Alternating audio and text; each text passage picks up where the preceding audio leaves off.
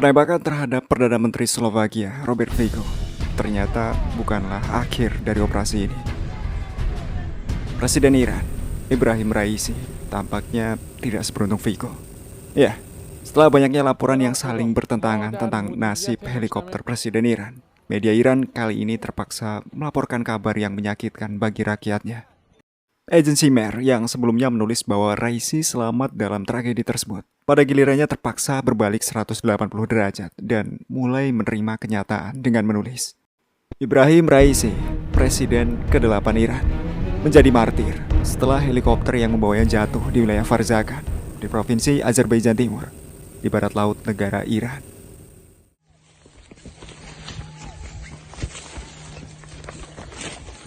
Ya Hüseyin! Gelin üste! Gelin üste! Gelin üste! Hacağa! Bunu imdad bu insan heyete motorsağa aldı. Eyvah! Ya Hüseyin! Ya Hüseyin! Ya Hüseyin!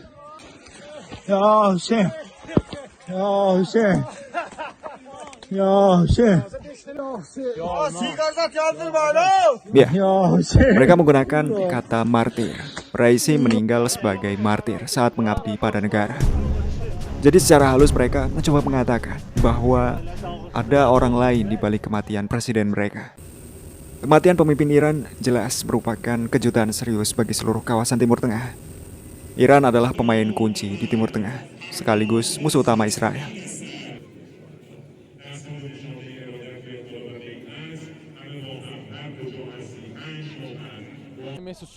Jika kita berbicara tentang tragedi menyedihkan tersebut, menariknya dua helikopter lainnya yang berada di iring-iringan Raisi ternyata sampai di tujuan dengan selamat. Ini kemudian membuat banyak pihak bertanya-tanya. Kami tidak begitu mengerti, mengapa dua helikopter keamanan terbang jika helikopter yang membawa presiden jatuh? Jika kondisi cuaca pada saat itu dikatakan buruk, lalu mengapa mereka masih bersikeras untuk terbang? Apakah pilot helikopter kepresidenan sebodoh itu? Kami yakin tidak. Mereka tentu akan lebih memilih untuk menunda penerbangan. Artinya, kondisi cuaca pada saat itu meski dapat dikatakan tidak ideal, namun tampaknya tidak berbahaya bagi penerbangan, sehingga pilot memutuskan untuk melanjutkan perjalanan. Namun pada akhirnya helikopter yang membawa presiden Iran tetap jatuh. Dan ini tentu sangat mencurigakan, tidak hanya bagi kami, tapi khususnya bagi rakyat Iran.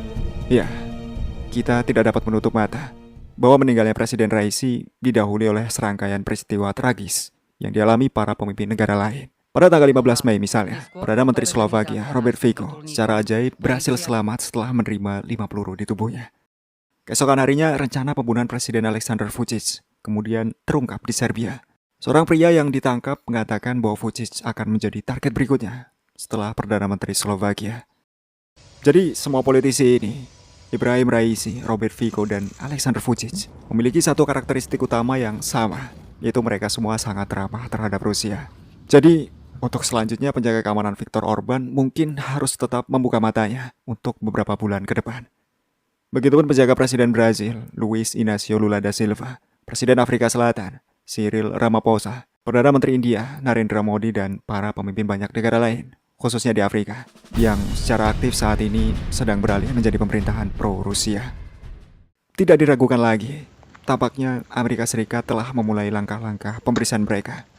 Dan ini adalah sinyal yang jelas bagi siapapun bahwa jika Anda ingin hidup, lakukanlah apa yang diinginkan Anglo-Saxon dan Zionis.